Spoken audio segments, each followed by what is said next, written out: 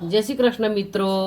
જયા પાર્વતી વ્રત અને ગૌરી વ્રત ચાલુ થઈ ગયા છે, તો એની માટે ખાસ આ દરિયાની ભાજી મળતી હોય છે, એ ભાજી મેં લઈ લીધી છે.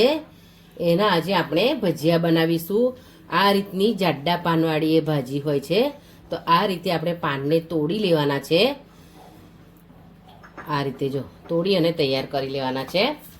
આ રીતે આપણે તોડી લઈશું બધા પાનને.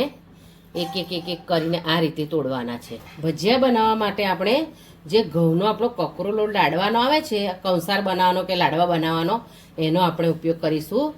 ગૌરી વ્રત કે જયા પાર્વતી વ્રતમાં બીજા કોઈ પણ લોટ ખવાતા નથી ઘઉં સિવાય, એટલા માટે આપણે ઘઉંનો લોટનો ઉપયોગ કરીશું. 2 ચમચી દહીં ઉમેરીશું અને બરાબર સરસ મિક્સ કરી લઈશું. થોડું પાણી ઉમેરી અને આ રીતે લોટને આપણે પલાળી લેવાનો છે, અને પલાળી અને 1 કલાક માટે એને આપણે રેસ્ટ આપવાનો છે. જો તમે એને રેસ્ટ આપશો ને તો તમારા ભજીયા બહુ જ સરસ બનશે. હવે આપણે એને 1 કલાકનો રેસ્ટ આપીશું. તમારી પાસે ટાઈમ ના હોય તો તમે તરત પણ પલાળીને બનાવી શકો છો, પણ ટાઈમ હોય તો ચોક્કસ 1 કલાક માટે પલાળજો. તમે જોઈ શકો છો કે આપણો લોટ સરસ તૈયાર થઈ ગયો છે. જો આવો લોટ તૈયાર કરવાનો છે આપણે. મોડાકતમાં મરચું કે મીઠું કાંઈ પણ નથી ખાતા, એટલે આપણે 1 ચમચી મરી પાવડર ઉમેરીશું. આપણે દહીં ઉમેર્યું છે તો ખટાશ ગળપણ બેલેન્સ કરવા માટે 1 ચમચી ખાંડ ઉમેરીશું. જે ભાજી આપણે ધોઈને તૈયાર કરી હતી આપણે ઉમેરી લઈશું. બધું બરાબર મિક્સ કરી લઈશું.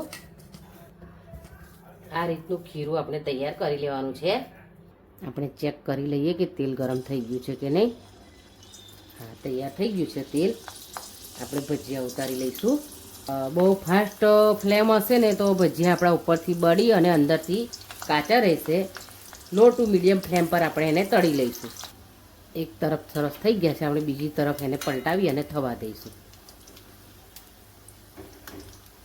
ભજીયા આપણા સરસ તળાઈ ગયા છે, આછા બદામી રંગના. આપણે એને લઈ લઈશું પ્લેટમાં.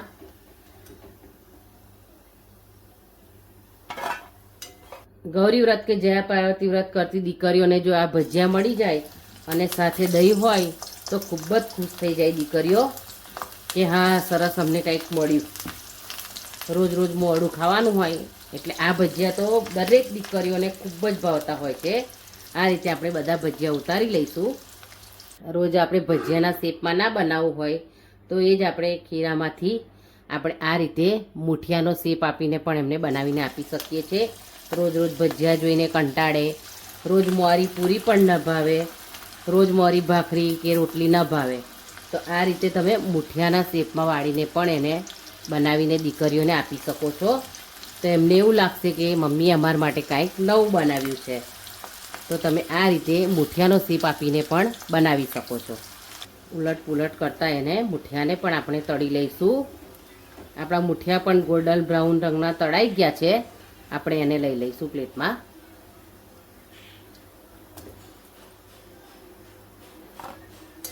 ગૌરી વ્રત કે જયા પાર્વતી માટે ખાસ દરિયાઈ ભાજી, ખારી ભાજીના ભજીયા અને મૂઠિયા તમે તમારી દીકરીઓને બનાવીને જરૂર એક ટાણામાં આપજો, એટલે હોંશે હોંશે દીકરીઓ વ્રત ઉપવાસ કરશે.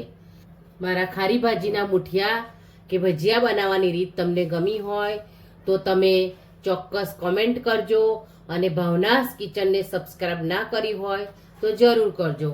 તમે જોઈ શકો છો, જો મૂઠિયા પણ અંદરથી તળાઈને કેટલા સરસ થઈ ગયા છે. જો, અને ભજીયા પણ એટલા જ સરસ રીતે તળાઈ ગયા છે અને સરસ થયા છે. જો, એટલે તમે ચોક્કસ એક વખત આ ભજીયા અને મૂઠિયા બનાવવાની દીકરીઓને એક ટાણામાં જમાડજો.